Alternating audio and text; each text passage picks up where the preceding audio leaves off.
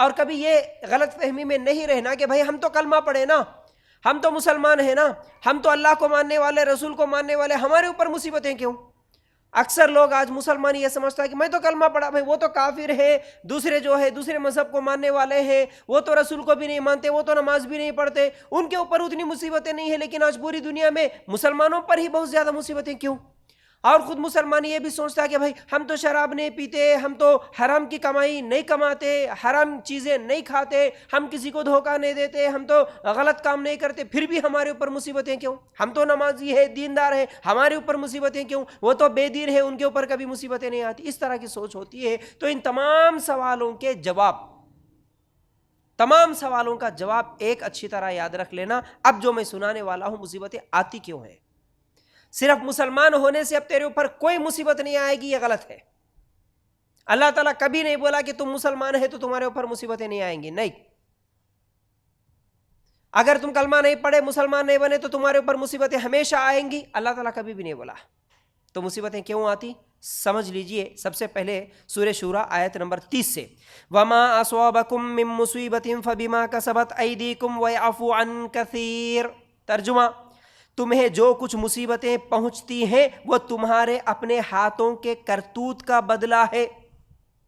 وہ تو بہت سی باتوں کو تو درگزر بھی کر دیتا ہے۔ اللہ تعالیٰ کیا کہتا ہے کہ پہلی وجہ مصیبتیں آنے کی پہلی وجہ تمہارے اپنے ہاتھوں کی کرتوت، مطلب تمہارے اپنے گناہ ہے۔ یہ ایک ہی وجہ نہیں ہوتی، اور بھی وجوہات میں سنانے والا ہوں، غور سے سننا۔ ایک وجہ ہمارے اوپر بیماری آئی، پریشانی آئی، ہمارے بچے مر گئے، کسی کا ایکسیڈنٹ ہو گیا، کسی کو بیماری آ گئی، نقصان ہو گیا، کاروبار میں نقصان ہوا، کچھ بھی ہوا بھائی، اس کی ایک وجہ، پہلے وجہ یہ ہو سکتی ہے۔ پہلے ہم سوچنا کیا کہ میرے اپنے ہاتھوں کی کرتوت، یعنی میرے اپنے کیے ہوئے گناہ۔ ہو سکتا ہے میں نے نمازیں چھوڑی ہوں گی، ہو سکتا ہے میں کسی کا حق مارا ہوں گا، ہو سکتا ہے کسی پہ ظلم کیا ہوں گا، ہو سکتا میں اللہ کی عبادت نہیں کرا ہوں گا، کچھ بھی ایسا گناہ کیا ہوں گا جس کی وجہ سے میرے اوپر یہ مصیبت ہے۔ سب سے پہلے ہم لوگ یہ سوچنا۔ اب دوسری چیز، چلیے اللہ تعالیٰ کیا کہتا ہے سورہ روم آیت نمبر 41، ظہر الفساد فی البر والبحر بما کسبت ایدی الناس لیذیقہم بعض الذی عملوا لعلہم یرجعون۔ ترجمہ اس کا، خشکی اور تری میں لوگوں کی بدعمالیوں کے بعد فساد پھیل گیا ہے۔ دیکھیے اس آیت میں بھی اللہ تعالیٰ کیا بولا؟ بدعمال، ہمارے گناہ ایسے ہیں جس کی وجہ سے اللہ تعالیٰ مصیبتوں میں اور پریشانیوں میں اور اللہ کی طرف سے عذاب میں اللہ تعالیٰ مبتلا کرتا ہے۔ یہ دونوں آیاتوں کا ایک ہی مطلب نکلا کہ ہمارے اوپر جو بھی پریشانیاں ہیں اس کی ایک وجہ ہمارے گناہ، ہمارے بدعمال۔ ٹھیک ہے، اچھا اب اس کو اچھی طرح یاد رکھنا، میرے پورے عنوان کو ختم کرنے تک یہ جو میں پہلے بتا رہا ہوں ہماری مصیبتوں کی وجہ، یہ ذہن میں رہے، ٹھیک ہے نا؟ تب جا کے پھر باتیں اچھی طرح سمجھ میں آتی ہیں۔ اب ایک دوسری وجہ اللہ تعالیٰ کہتا ہے سورہ بقرہ آیت نمبر 155 میں، اور ہم کسی نہ کسی طرح تمہاری آزمائش ضرور کریں گے، تمہاری آزمائش ضرور کریں گے، دشمن کے ڈر سے، بھوک اور پیاس سے، مال و جان اور پھلوں کی کمی سے، اور ان صبر کرنے والوں کو خوشخبری دے دیجئے۔ اس آیت سے کیا سمجھ میں آیا؟ اللہ تعالیٰ کہتا ہے تمہاری آزمائش ہوگی، کیسے؟ مصیبتوں کی وجہ سے، مصیبتوں کے ذریعے سے، پریشانیوں کی ذریعے سے۔ جیسے اللہ تعالیٰ نے کہا دشمن کے ڈر سے، بھوک پیاس سے، تم کبھی غریب ہو جاتے، کبھی فقیر ہو جاتے، کبھی تمہارے اوپر دشمن مسلط ہو جاتا، کبھی مال اور جان اور پھلوں کی کمی، یعنی کبھی تم بیمار ہو جاتے، مال میں کمی ہو جاتی، جان کا نقصان ہو جاتا، کوئی مر جاتا۔ یہ تمام مصیبتیں کیوں آتی؟ کیونکہ اللہ تعالیٰ تمہیں آزمانا چاہتا ہے، تمہاری آزمائش کرتا۔ تم آزمائش کا مطلب تمہارا امتحان لینا چاہتا۔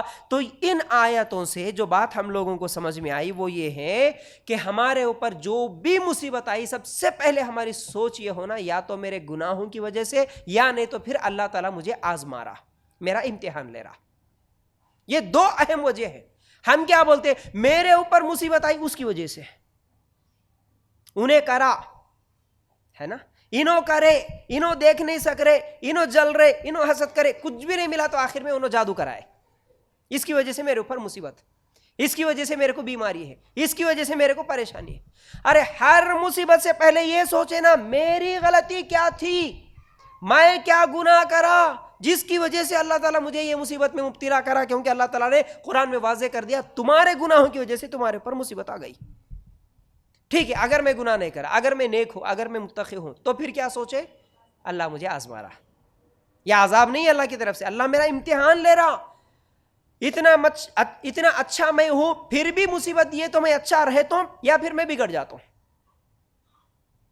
اچھی زندگی دیا، سکون سے، مال ہے، گاڑی ہے، بنگلہ ہے، بچے ہے، کوئی پریشانی نہیں ہے، آرام سے جا رہا ہوں، 5 ٹائم نماز پڑھ کے آ رہا ہوں، داڑھی بھی ہے، ٹوپی بھی ہے، عورتیں الحمدللہ 5 ٹائم نمازی گھر میں ہے، برقعے کی پابندی، پردے کی پابندی سب ہے، کیونکہ بیٹھے جگہ اچھا کاروبار چل رہا، سب کچھ ٹھیک ٹھاک چل رہا، کوئی پریشانی نہیں ہے. اب اللہ تعالیٰ دیکھتا ٹھیک ہے اتنے دن تو سکون سے زندگی گزارا نا، اب تیرے اوپر مصیبت ڈال کے دیکھتا ہوں، اب تیرے بچے مریں گے، اب تیرے شوہر کا ایکسیڈنٹ ہوگا، اب تمہارے دکان میں کاروبار میں نقصان ہوگا. اب کیا کرتے؟ اب تک تو اچھے تھے، اب پریشانی آئے تو کیا کرتے؟